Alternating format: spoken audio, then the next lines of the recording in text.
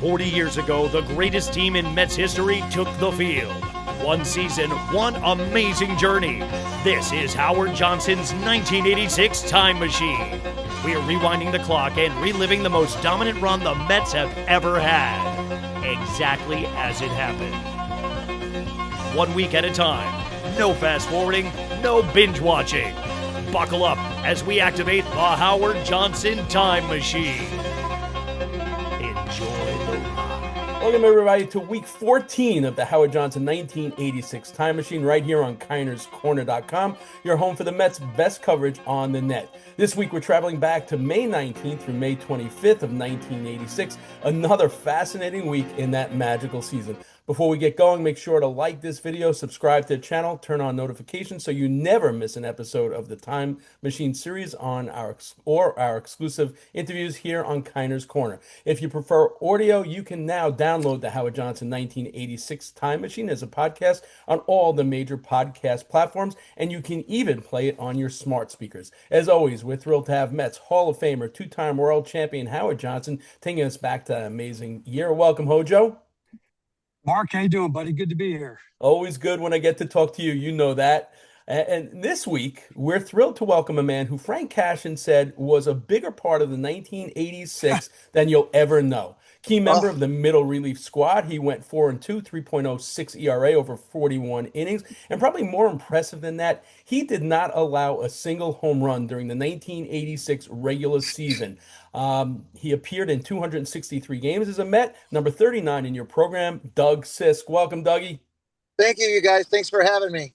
Awesome seeing you again, for sure. So let's set the stage. The Mets enter this week at 23-9, still in first place, but the offense had gone quiet. The timing was off a little bit. Rallies quite didn't finish the way we thought they were going to early in the month. The defense was off. For a team built on pressure, speed, and constant motion, the 3-4 week was their most uneven stretch so far. At this point, they hold only a 3-game lead over those pesky Montreal Expos. Nothing about the National League East is ever easy in May, for sure. They close out the Dodgers series with a win, only one win of the 3-game series, maybe just enough to steady things before heading to San Francisco and San Diego. Monday, May 19th, they arrive in San Francisco for an off day at the Stick before opening a series with the Giants on Tuesday, the 20th. This is also the week that Doug Sisk returns to the Mets. Oh, I think we just lost HoJo. Sorry, there I am. I'm back. Yeah. All right, hold on. I'll just pick it up here. On Monday, May 19th, they arrive in San Francisco for an off day at Candlestick Park before opening a series with the Giants on Tuesday, the 20th. This is also the week that Doug Sisk returns to the Mets back from elbow issues and a stint in Tidewater. Sisk is arriving as depth, as insurance, and eventually as an important piece of what becomes a championship bullpen. So we start Tuesday, May 20th. Mets, Giants, 2-1 game at Candlestick. Doug, these are one of those classic Candlestick grind games. 2-1, tight everywhere, no room for an error. What's it like for a reliever when you're sitting in a bullpen watching a game like that develop? That's a rough place to pitch. I got to tell you, the wind changes all the time, and the sound system there, it can be very, very loud, and then it can't be. It all depends on the wind, and it's kind of cold. I just never really liked pitching there that well, but man, oh man, I just got back. My wife had just given birth to our first child, so we were waiting for that as well. But yeah, just kind of nice to see all these guys. I think I snuck down to the wharf down there during the afternoon before the game, and they saw me, and everybody was going, okay, who's going down? Someone's going down. I said, no, I'm just here visiting. They didn't believe me. They didn't believe me at all. But yeah, it was nice to be back with the club and watching these guys on the field. HoJo, it's interesting because this one felt like one of those nights where defense and pitching carried everything. With a team that was built with that lineup, when the defense and the pitching is front line and centered, what's that like? Well, I mean, defense and pitching really should be the bedrock for every team that wins. You have to have that. You have to win 2 out of the 3 phases: pitching, hitting, defense. 2 of those 3 you got to be good at. You got to beat the other team. And we were good. I mean, we had our defensive issues, of course, myself included. But Davey didn't really care that much. He was trying to look for offense where he could, depending on who was on the mound. We've talked about that before. We've also mentioned before about how bad a place to play Candlestick Park was. Horrible. People, I mean, we talk about it, players talk about it, and you really can't really get a grasp on it until you were there, unless you actually went to a game there, saw a night game, even a day game, but a night game especially was ridiculous. And the guys in the bullpen, I mean, they were stuck down there in that bullpen, freezing cold. It was just a miserable place to play. And yeah, we had to find ways to win. I mean, the offense is going to be, always hit or miss depending on who you're facing, and you're going to have guys out of the lineup and stuff. So that's going to be, that's going to happen. But offense is, suspect at times, but pitching and defense has to be there. So I guess in the modern age, maybe something that could be the equivalent to Candlestick might be in Colorado. When you pitch in an environment like that, Doug, do you have to change the way you pitch? Well, no, not really. I mean, Howard's banking on the fact that I'm going to get him a ground ball, and Right. You just don't want the ball in the air there. That ball is going to, if it goes in the air, it's either going to go over the guy's head, or they want to play shallower and it can maybe catch a line drive. But that is I played in Colorado Springs too. They never sent their good prospects as far as pitching to the AAA affiliate. These guys were just going to have a freaking brain fart and just lose it. It's awful. And, like Howard just said, it is a different feeling. The ball feels slick in your hands. The hitters, you get in the kitchen on those guys, that's got to sting. And I don't know, Howard, you use batting gloves, but some of these guys didn't use batting gloves back then. And man, Terrible place to play, man. If I could have wore 2 pair of batting gloves, I would have did it for sure, 100%. And especially with a guy like you, Dougie, because you had that good sinker. I would imagine that when you're in that environment, the ball is going to move places maybe you can't really determine ahead of time. You just kind of hope it's going to go there. Yeah, and that's the thing. And the resistance to the ball in a cold, high area is not going to happen. The sinker just kind of, the slider just kind of, nothing has bite to it. There's no humidity. No, and it's like throwing a cue ball. So HoJo, we asked Doug about, if his approach to pitching changes. As a hitter, did your approach change at Candlestick at all? Yes, definitely, because of the wind. Elements just such a factor. Oops, sorry. The elements were just such a factor that you had to change the way you saw the ball. I only hit a couple home runs there. Didn't get a lot. I hit some balls. I hit some balls that were. Hold on, let me start over again on that part. Sorry about that. I got a phone call for some reason. Yeah, I definitely changed my approach hitting in that ballpark. The wind, the cold you have to make changes, adjustments, or whatever. And I didn't hit many home runs in that ballpark. For some reason, the ball did not carry for me. I hit some good balls out to the left that seemed to just die. And I watched the Giants hit balls to left field that just carried out of the ballpark. So I could never really figure it out, but I did the best I could. And your eyes are always watering. Probably the main adjustment I ever made was when I was playing the outfield there in San Fran, which was later in my career with the Mets. And I would wear goggles. I would wear the Oakley glasses that were clear, no prescription, just to keep the wind from watering my eyes so bad, so I could see a baseball. That's how bad it was. It's awful. Wow, unbelievable. So Doug, as a reliever in a game that's 2-1, how mentally exhausting is that, knowing that any moment you could be called into a game? And is it more difficult, to stay focused in a game like that as opposed to a blowout where you might come in mop-up duty as well? We didn't have lists and wristbands and stuff like that. We had to learn these guys, and Howard knew, he knew who was going to hit the ball on the ground. If you hit the ball away, a guy can drive the ball the other way. So what do? Throw him a sinker in? No, you got to go to your strengths. And we have scouting reports, and really our scouting reports were basically, what are these guys doing different than they did before? Because we all knew them. Everybody did. Yep. If you didn't, you weren't going to be in this game for very long. So your approach was to go out there and And if you're going to get beat, you get beat with your strength. You know, and I can just look, and now they're calling pitches from the dugout, Howard. I don't It's know, terrible. because they're not It's awful. catching it. They don't know.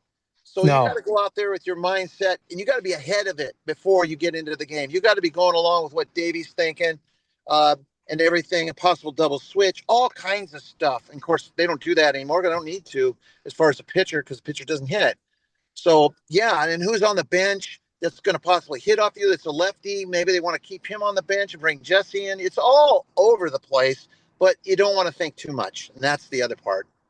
Yeah, and I would say too, Mark, that along those lines, that you really don't need to have those cards that tell you exactly where to play. If you're paying attention to the game when it's happening, like I know if a guy's up there, he's ahead of the pitch, he's going to pull it. I can tell. If Dougie's on the mound, I'm probably going to get a ground ball, so I got to be alive. So you have an idea already, and you know if a guy's swinging late, if he's early, whatever. And so you just adjust to that. Plus those charts that they give you, the precise areas, it doesn't always take into account, the weather conditions, if the wind's blowing in or blowing out. And so really you don't need to have that stuff. To me, it's all eyewash. If you're a student of the game, if you're serious about what you're doing, you should know ahead of time where this guy's going to hit the ball with a pretty good accuracy with that. You're going to know like the percentages. He's going to hit this ball to my right. He's going to hit this ball to my left. He's liable to hit one over my head. So you got to be able to play those things and have some idea and develop some instincts with that. It's interesting you bring that up. You take a look at today's modern player. Not only do they have the cards, but they sit through multiple pregame meetings where I imagine every single thing that's said in those meetings and everything that's in those cards, every member, most notably Keith Hernandez, knew that without even having to go to a pregame meeting or have to look at a card. He knew the tendency of every player in the league at that point. It's just amazing where the game has gone. All you got to do is look at a spray chart, and I'll tell you everything you need to know about where they hit the ball. And if everything's on the ground to the pull side, it's easy. You know that, and then you make up the rest of it. The adjustments off of that, depending on who's on the mound for us and where he's pitching them. So it's kind of eyewash. So now we move to Wednesday, the 21st. The Mets offense awakes. The Mets win 7-4. Wally Backman comes back after a tight hamstring, just totally rakes. You take a look at that season, HoJo, that Wally put up. And because of all the big names, and because that Wally has been there since like 1980, that season kind of gets overlooked. How important was Wally and Lenny, to setting the tone at the beginning of the games? Extremely important, especially Wally was hitting second a lot. So he'd bunt, sacrifice himself to get that runner to second or third, give Lenny a chance to steal or Mookie, whoever was leading off. And it's pretty common. I mean, the guys that play that type of game get overlooked. They always look at the big numbers, the home runs, RBIs, maybe a batting average, but Wally was an integral part of that team because of what he did offensively and defensively. And so those things just go overlooked over time. When you got a lineup, with Strawberry, Carter, Hernandez, your guys are going to get overlooked, and Wally was definitely in that mix. So, Doug, like we mentioned, this is the time where you come back to the Mets roster. What did the call-up feel like, after, early season down at Tidewater, trying to get back from the elbow injury and joining this team? Yeah, I had surgery at the end of the season in '85, and actually had it done on my birthday, which was the weirdest thing. The same day I found out my wife was pregnant with our first child. So I had Congratulations. Wasn't that nice? So I tried to do everything at the same time, get it all out of work with. But I can recall, they didn't think I was going to be ready to get back. I worked hard during the offseason, and the Mets ended up getting some real seven guys, some pitchers, so that they could, get maybe somebody to help out. And I came to spring training, and they optioned me down, which I probably should never have done that. I should have been rehabbed, but went down and then got called back up again. And because that messed me up for some stuff. But I tell you what, man, it was so good to see these guys. And in Howard's situation, I got to say, the competition at third base that year was intense. We had three guys that could play on any big league club. And the gamers these guys were, they fed off of each other. And that's the way it was. And all that speed, Howard could run everybody. And we had guys that could run, and we had guys that could steal bases and run. And it was just havoc. I didn't want any part of pitching against these guys. I wouldn't, especially you, Howard. Howard had a bat speed that would just about, oh, God, he just loved, he wanted him to throw a fastball, begged him to throw a fastball. And I'm going, oh, I don't want to get hair lipped by this guy. No way. I saw Dougie pitch in spring training for the first time back in '85, and I was like, this guy's got the I've never seen a sinker like this. I mean, it would drop straight off the table. Dougie's whole thing was being able to keep it in the zone long enough. That's all. But if it was a strike, these guys are just waving at it. It's ridiculous. It was tough. And Howard, do you remember the play in San Diego when we had the double play? And you were at third, and you got that tag that guy out. Oh my God, that was incredible, man. It was. Gibby was catching, I think. That was awesome. He got mowed over. Yeah. Yeah. Oh, that was crazy.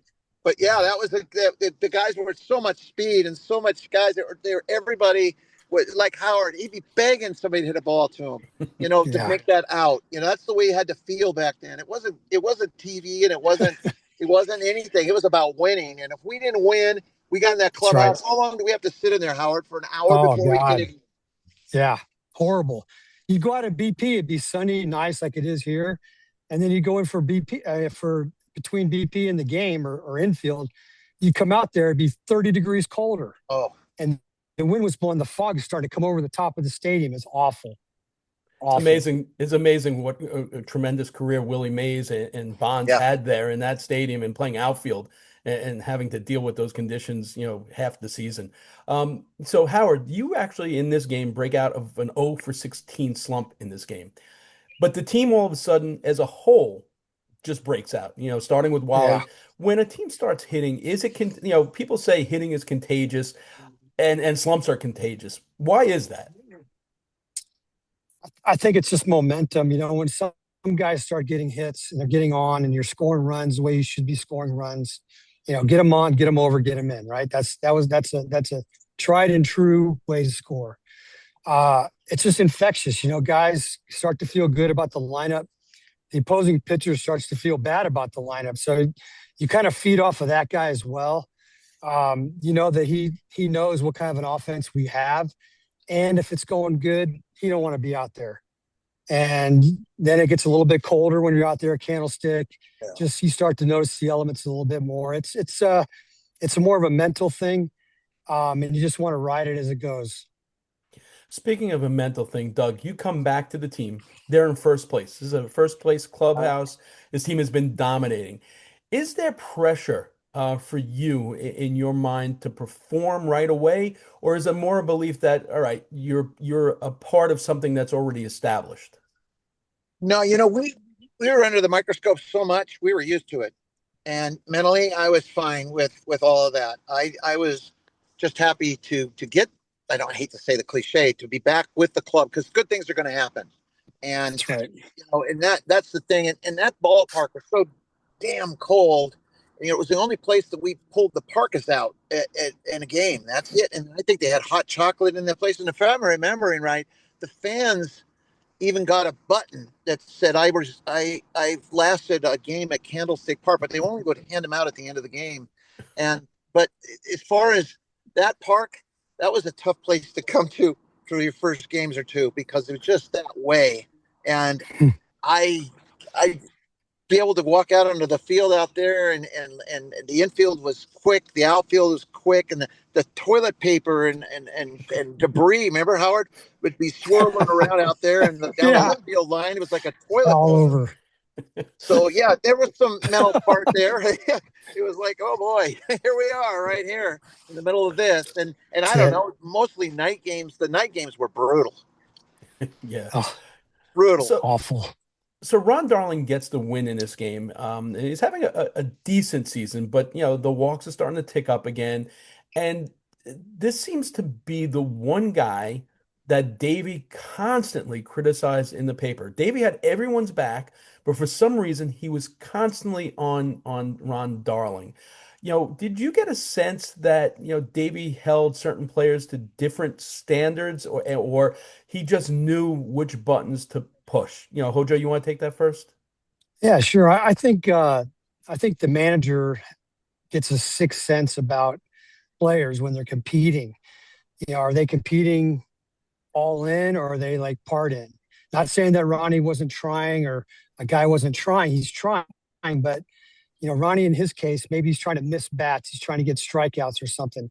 That's the kind of stuff that managers see and they expect more out of the guy. Like, hey man, just let him hit the ball. Let him hit the ball in the infield. We'll make the play. And so that's kind of where that comes from. If you know that a player has another level he can get to, but he's holding himself back in some regard, like Davey would come talk to me all the time in the same way. If I was trying to do too much or, was putting pressure on myself to do whatever, Davey would come talk to me. And I'm sure that he had plenty of talks with RJ about trying to overcome whatever block he's having on the mound at those strikes. And most of that time, speaking from managing experience in the minor leagues, is that you see pitchers out there trying to miss bats. Managers have a feel like for players when they're competing. Not that guys aren't competing hard; they are, but sometimes there's a mental thing that's going on with players that's keeping them from getting to their top level that they can get to. In Ronnie's case, I think the walks. I think Davey probably felt that Ronnie was trying to miss too many bats by making too many good, perfect pitches, and that's not the way to get it done. Just throw strikes around the zone, let him hit the ball on the ground, let the defense make the play. And it's the same way offensively. Like many times, Davey would come to me and talk to me about, my approach at the plate. Am I trying to do too much when I'm up there? Take the bunt, take the walk, or whatever. Kind of let the game come to you, and that's where managers get the feel of, do I need to push this guy in a different way or what? And so I guess Davey felt, being in the media was the way to get Ronnie to respond. And so everybody's different, but that's the way Davey chose. So, Doug, pitchers, normally hang together. When you see, first of all, did you guys pay that much attention to the newspaper? And if you did, and you see your manager, pushing and trying to push buttons through a pitcher, what's going through your head? Well, first of all, you got to be careful with the media because this is what they say. They say that the person who writes the headlines doesn't write the article, and we weren't allowed to be in the hotel bar ever because that's where the reporters would be. That's where management would be, because if somebody had a bad game and something was written about them, they'd get a few pops in them and might get a little excited. And, that's part of that. But I think Davey looks at body language back then and he can tell if Howard had his head down or I had my head down, looked like you were whipped, man, you're starting to lose the confidence. And he would probably try to put some Bengay in your underwear and get you moving a little bit.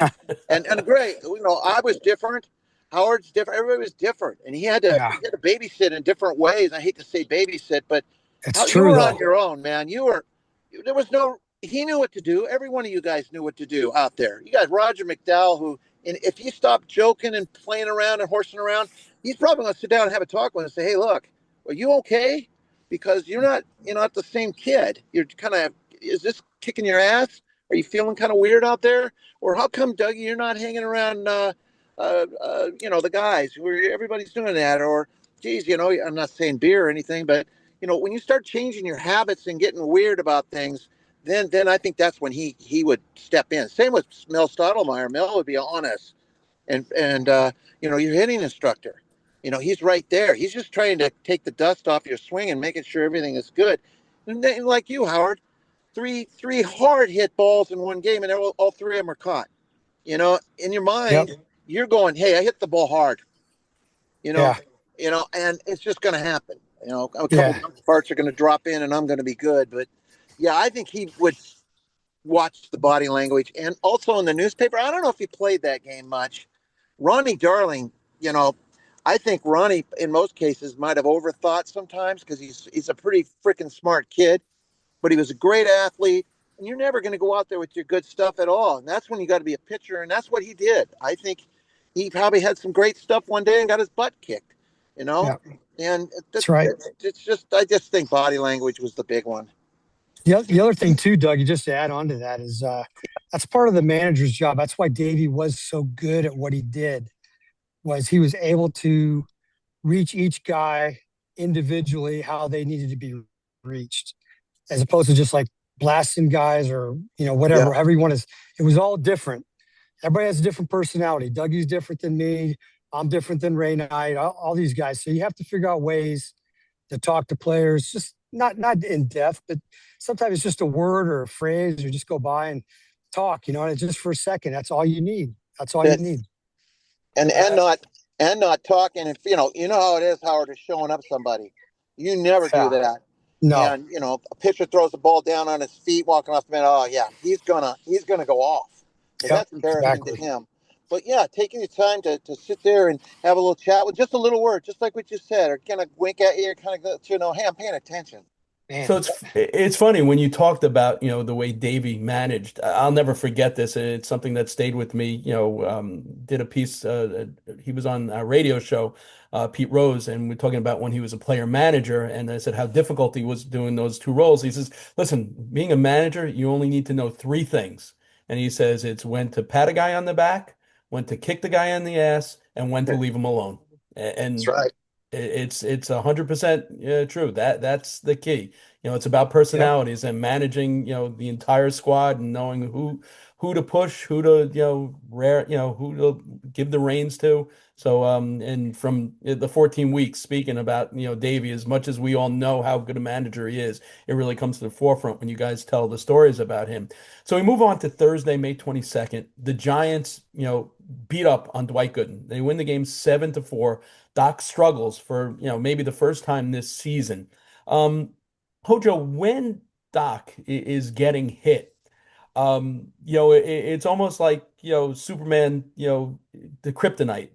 Is there a letdown in the dugout? Is there? Because I remember you saying like it was appointment TV for you guys when you were in the field behind Dwight. When he's getting hit hard, is there like, does the air get let out of the balloon a little bit?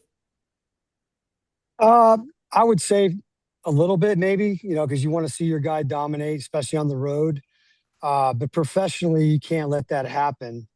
When Doc gets beat, I mean, yeah, if he's getting hit around, he doesn't have it. He could still turn it on in a second. He could find it in like one or two pitches, and he could make somebody look silly, and then he's off and rolling. So it's one of those things where even though he might be struggling early in the game, he's probably going to find it at some point. That's what you keep expecting. And when it doesn't happen over a few innings, you're like, okay, he doesn't have it. But, offensively, we've got to try to do our best, to keep up with that. If he's not having his best game, we've got to do our best to, try to score some runs in any way we can to give him a chance. Because if you give him a crack in the door, and he could bust through it. So we just didn't do it that day. Unfortunately, Doc didn't have it. And that's baseball. It's going to happen. Yeah, Chili Davis really seemed to have Dwight's number, especially in this He game. did. There are hitters around the league that just, own certain pitches. Doug, for you, who was the guy that you just dreaded facing, and why? God, names of guys that you've probably never heard of. And I know Dwight was just hated Jack the Ripper. He just hated Jack because he just had his number. Me, it was the Cardinal organization or the Houston Astros organization. You like Max Venable or Bill Doran, guys that hit the ball where it's pitched, and Bass. I hated those guys. And you throw AstroTurf on top of it, ball shoots through the infield. And I felt I got away with it when I would win and do well in a game there. I go, God, then when are we leaving? I got to get guys, these guys, hit the ball hard. And then I got hit so hard in a game, it shattered my cup.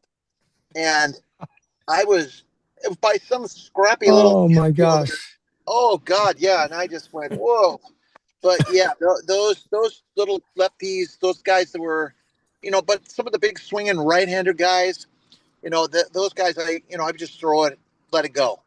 But those other guys, hit the ball up the middle. That's when you get hair lipped and get hurt. And yeah, those probably Max Campbell. I think he's managing now, but yeah. His son is, I think. Yeah. His son's like a bench coach somewhere. Bench coach. Is he? Yeah, that's what I saw. Yeah. Yep. So you guys mentioned, Mel and Bill Robinson and Davey. In a game like this, when Dwight doesn't have his stuff, who's the first guy to see him in the locker room afterwards to, settle him down? I would say Mel probably would be the first guy to go talk to him or whatever. But guys like Doc, guys like Dougie, man, they don't need anybody to come over there. If they had a bad day, they know they had a bad day. And if you trust your players, you're going to give them, room to figure it out on their own instead of like always having to go and do the babysitting thing. That's what Dougie was talking about before. So I think, if Doc needed anybody, it's probably Mel just to talk about delivery or, release point or something like that. Pitch selection, it could be a problem. But guys like that, got great players like that, you don't need to mess with them. So we move on to Friday, May 23rd. You guys are now playing the San Diego Padres. You lose that game 7-4. Tony Gwynn walks it off in this particular game. HoJo, we've spoken about the players of that era, and like each series, there's just one guy that stands out. Tony Yeah. Gwynn had said in the post game that he'd rather have 5 hits than a home run. What made Tony such a great hitter? Well, besides the fact that was his mindset, he'd rather get 5 hits than a homer. He was so good at seeing the ball deep in the zone. I mean, for a guy who had really quick bat, if he wanted to hit homers, he could hit homers, no question. But he wanted to get base hits. He wanted to get on base and create runs that way. He saw the ball deep. He'd be very patient and disciplined, waiting for the pitch that he could do what he wanted to do with it. 2 strikes never really bothered him at all. Some probably made him better actually. So he owned that 5-6 hole right there between third and short. He would bunt 2 occasionally, so he always had the third baseman playing in. And he was just remarkable with the strike zone. No one was a strike, no one was a ball. He rarely got himself out, and that's the formula for being great. For you, Dougie, what's the approach pitching to a batter like Tony Gwynn, who seemingly can get his bat to anything, whether it's in the zone, out of the zone, inside, outside? Yeah, it's rough with a guy like that because just what Howard said, 2 strikes on him, and then you look up and you've walked him. He's a tough guy. He fouls off those pitches, and he's a situational guy. He'll hit the way, that justifies, what needs to be done. And if you got a runner on base on top of it, you're trying to get home to quick, to get a good, throw in to, a good pitch in to keep that guy close to first, and you're rushing. It just messes it all up. And he's got a great eye. Plus, he was a great athlete. He was a good basketball player too. So, Yeah. he could do pretty much, and a good guy to be around. Good guy on the team. You never heard anything bad about him. I never heard a word anybody ever said. No controversy, no nothing. So I'm not saying that good guys win all the time, but when we're on the field, I don't want to face this guy at this point. I'd rather. No, I wouldn't want to face Max Venable either. God dang. I tell you what. But back then, Davey had a computer and he used the computer, and that drove Frank Cashin absolutely nuts. He didn't like it, but Davey knew pretty much. He used the computer as part of a tool, and I would bet he would do a matchup with Gwynn with certain pitchers on our team and say, hey, God, Doug does well against this guy, or it's just surprises. And Yeah, the bottom line is you can take that all and throw it away when it's 2 outs and bottom of the ninth, and he's up to win a freaking ball game. He's going to win a ball game if he bunts, Yeah. hits, whatever he does. which he did off of Jesse Orosco. Yeah. He gets burned late after not pitching for a while. How much is rhythm important for, a specialist like him, not having pitched? Is that tougher than, once you're in rhythm, Doug? Yeah, it is. In fact, it used to be back in the day, they used to make mounds in the bullpen different heights than they used to on the field. Oh, So if you're in a visiting club, they used to do that crap. And it's usually a higher mound in the bullpen than what's on the field. And when you go out there and you get your 5 warm-up pitches and you're just, you're trying to get ready to go and that first strike you throw, and Howard knows that takes a 300 hitter down to about 220.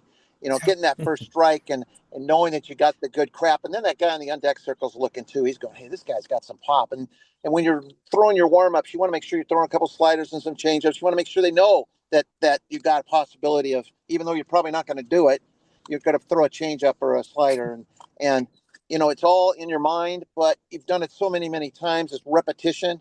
We practice this stuff all the time. Our infielders are ready. Howard wants the ball hit to him, and he knows that if me or Roger McDowell coming into this game, we're going to have some ground balls, and that keeps him ready, and that keeps him in the game, and he wants to make that final out, and I'm standing right there saying, God damn it, hit it to him. I don't want it. And that's kind of the way you look at it. You get in rhythm, you're feeling good about it, but also these guys are big league hitters, man. They're gonna hit a ball that's a great pitch, but they're gonna make you know what a mistake is real quick. And I think in Dwight's situation, when he was pitching and got beat up a little bit, you could probably ask Dwight after that game and say, hey, were those good pitches those guys hit? And he'd probably say, yeah, they deserved to hit them.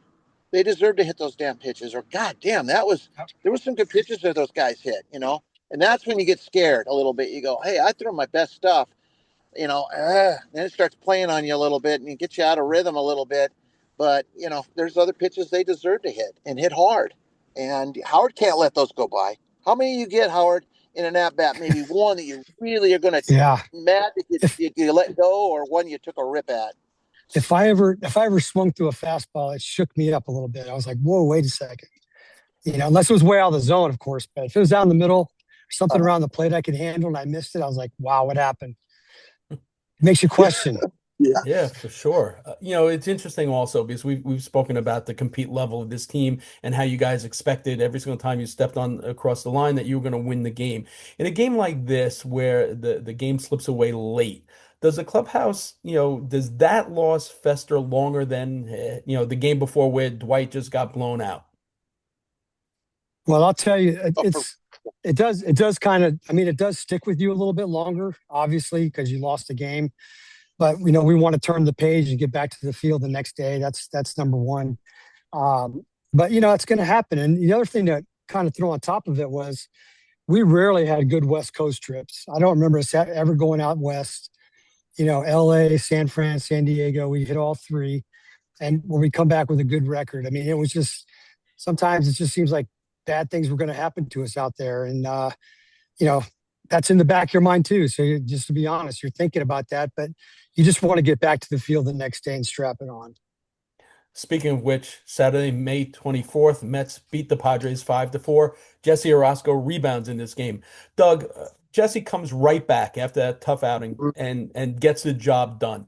For a reliever, we've heard it, next turn the page. Next day is, clean slate. But how difficult is that? The night before you've given up a lead, you lose the game, and now you're right back in a tight situation. How did you approach that? Jesse was never a guy that threw his glove and threw a fit. There's other guys that did, but thank God for relievers, because we could be in the game the next day. The starter's got to dwell on it for 5 days, and it's pretty rough to do that. But Jeff never got bothered by anything. He had a nasty slider, backdoor sliders. He just never got upset about anything. Other guys would take it personal and get pretty upset.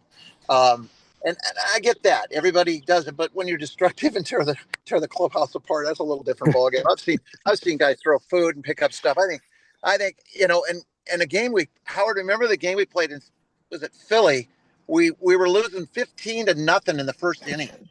First inning, Vaughn Hayes got like 2 or 3 hits, and we ended up coming back in that game and made a run at Tom Hume was going 4 2/3 and he'd given up about 10 runs and he barely made it. I even got 2 hits in that game, which is bad. Somebody should have been released on that. But then the next day we come to that ballpark and we win the ball game against the Phillies, and it was by a run, 1-0, 2-0, something like that. So we rebounded every time, and it was always a different person. And we had too many weapons to not lose. We couldn't. Just everybody knew it when you go on that field, and the other teams knew it as well. They knew it. We might have been cocky. I wasn't. Howard, you weren't cocky. No, I wasn't cocky. But it was a good feeling. You walked out on the field, and people, they knew that we were all about business, and that's right. The way it was. That's the way it was. HoJo, you It's look at belief. that. It's belief in your ability. You want to be out there, and you just cockiness is one thing, but being confident is another. How much, Hojo, did that bullpen, that might be one of the most underrated strengths of that team. The ability of guys like Jesse, guys like Roger, guys like Doug to rebound quickly, to turn the page and get the job done the next day. How important was that to the persona of the 86 Mets? Well, it was huge because they could bail you out. If we weren't scoring, or if somebody makes an error behind the pitcher and runs scores or something, they could bail you out. And that's when you have that many guys out there that can do that. You have quality and quantity. Any one of those guys could save games if you needed to. Dougie could save games. Roger could save games. Jesse, obviously. So there's a lot of different ways that those guys can help a team win. And that's the way we felt, the same way offensively. There's lots of ways, lots of players out there that do their thing that can help the team win. And that's the bottom line. And Doug, for you coming back from that injury, um, did you just want to go out there and execute, or did you kind of also want to make a statement like, look, guys, I'm back? Did you want to dominate with that sinker? Yeah, I'm not gonna say you don't want to do too much kind of crap, but yeah, you want to make sure that you don't get too excited and do things that you're. I don't want to pitch in Dwight Gooden's strike zone. I have no business being in that strike zone.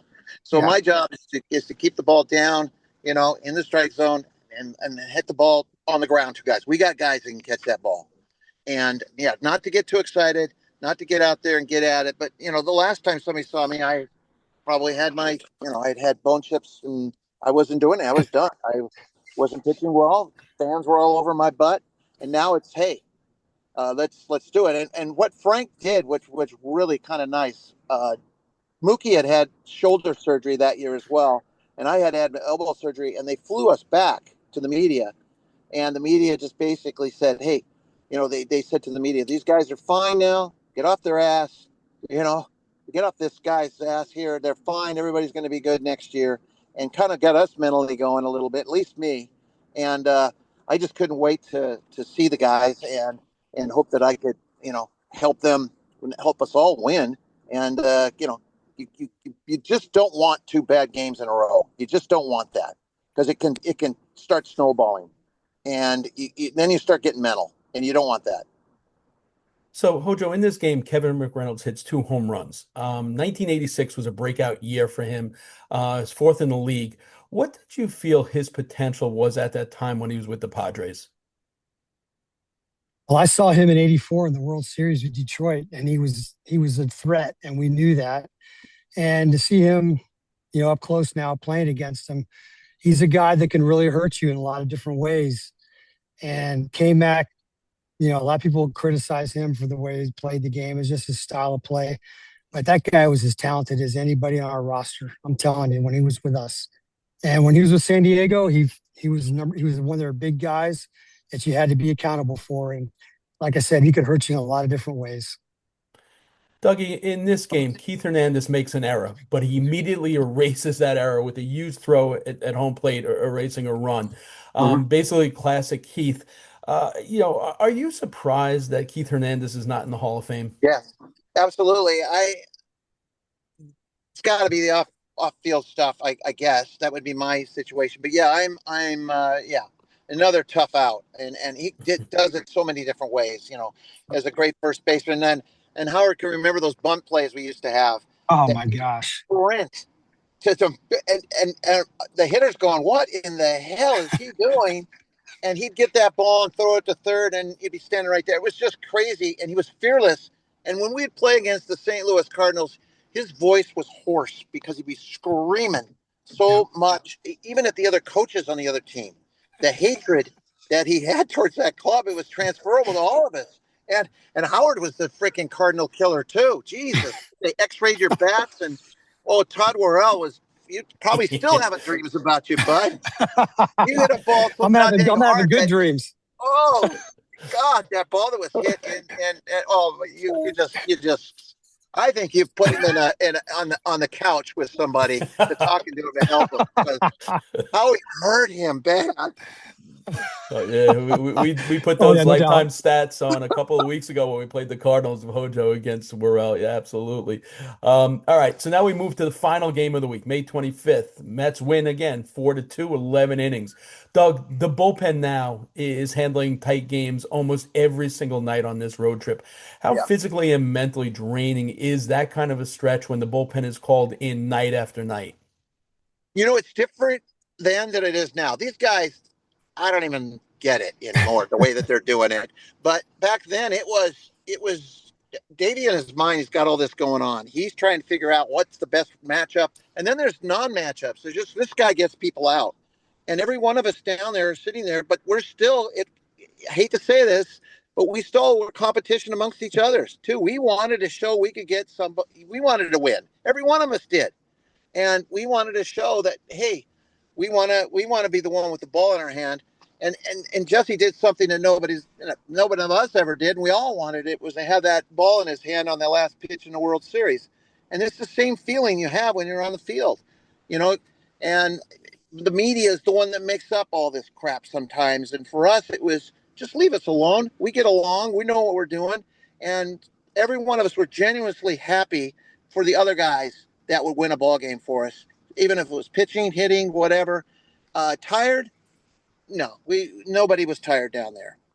Everybody, in fact, McDowell or myself, we like pitching when we're a little bit tired. You don't overthrow the ball, and it was just it was what the other team was thinking. That was the important part.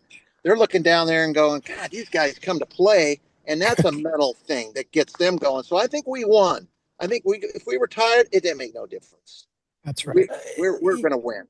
It's amazing that you say that. Okay, like now it's the point where we have, managers and coaches counting up downs, how many times guys get to warm up in the pen, Yep. and if they have too many up downs, they don't get in the game. Or, the guy pitched yesterday, he's not available, but you guys wanted the ball every day. And you're coming back from elbow surgery. Yeah. Why is there a difference? And like I'm sure that you guys pitch through pain. I don't think any pitcher does that anymore. Obviously, there are millions of dollar contracts attached to it, I guess. But why do you think that is, Doug? Well, I think in respect to pitchers, you're never going to feel real good as bouncing back. That's what our trainers did, man. Those guys, that's their job, is to help us get back to doing it. And for me, an elbow or a shoulder, if you're not in sequence with your body like a whip, you're going to put pressure on other parts of your body if you've got an injury. And that's the biggest thing you got to watch out for is, and a good coach like Davey or Mel, they can see that you're laboring out there. And that's why I was going to get back with Ron Darling. If he was starting to walk guys and get a little bit, he's losing command of the zone, he might be hurt. There might be something going on a little bit. And like for Howard, can you imagine Howard pulling a hammy? That's going to stick with him the entire season. And it's going to affect a big part of his game. You know, the stealing the bases and running and beating out, and it just sticks with you, but you just got to get in that trainer's room early. You don't want to sit in there all the time. You don't want to be one of those guys that's always in the trainer's room, but you still got to be smart about it and get things done and know the difference between good pain and bad pain, which is fatigue. So the week ends with the Mets going 4-2, completes a 6-5 11-game road trip through Houston, LA, San Francisco, San Diego. The Mets are now 27-11 in first place, 4 games up on the Expos. Doug, looking back 40 years ago, does this feel like the stretch where you didn't just return to the majors, but you became an important part of the 1986 Mets identity? Yeah, like I just was saying that if we stayed within what Davey had said in spring, everybody in their mind, the domination thing, and you look at the players we had in this club and how hungry everybody was, this thing was just going to get better. And everybody was fighting for that piece of New York. Every player on that team wanted everybody to know who they were. And when you have that kind of competition on that field, and the teams know it, they were pissed. They didn't like this curtain call crap either. But they just took offense to us, and the hatred towards us became a problem because I think by them not liking us, they stepped it up a little when they played against us. So, but they just couldn't they just couldn't at any time. Any one of our guys, in most times, 9 guys on the team, you got 6 that can hit a home run out on you anytime, 7 maybe. This club, even our pitchers could do things, situational hitters, slap bunts, all that. Jesse did it a couple of times. Roger, great athlete, could field his position, do everything, play the outfield, that. But I think at this point, it was just the tip of the iceberg that was going to happen, and everybody was doing their thing. That's the thing, and it was all a good mix of players too, a fun group of players. So it's interesting, Howard, because if you take a look at these games, nothing stands out as like, ESPN highlight worthy. It's just, a compilation of little things, the bullpen, doing well, or winning a pitcher's duel 2-1. It was just the type of week that, like I said, doesn't show up in highlight reels, but really sets the foundation for what you guys would achieve in October. For sure. And I think that's really the key is what you just said, Mark. It's little things. That's how you win or lose a game. It's little things. When Doc's on the mound, we don't have to do a lot. We just have to do a few little things to win. And when you're having a bad day or pitcher's getting beat up a little bit, still got to do little things. You just can't get it all back at once. And so that's how you build a championship. That's how you win. One game at a time, one inning at a time, little things at a time, and let guys do what they do best. That's one thing that Davey and Frank really, really understood, was that everybody could do something well. And it was up to Davey to figure out how to use them all in the right way. And that was the beauty of our team. And that's why we got along so well, because, if I did something that didn't impact what Ray was doing, or Raffy, or anybody, if Dougie did something that didn't impact Jesse, everybody was doing their thing. And that's all. Just be ready, man, to answer the bell when your name called. Yeah. Well, there you have it. That's a wrap on episode 14 of the Howard Johnson Time Machine. Thanks to our special guest, Doug Sisk, for joining us this week, as well as our co-pilot on the Time Machine, Mr. Carshield himself, Howard Johnson. See everyone on next week's edition of the Howard Johnson 1986 Time Machine.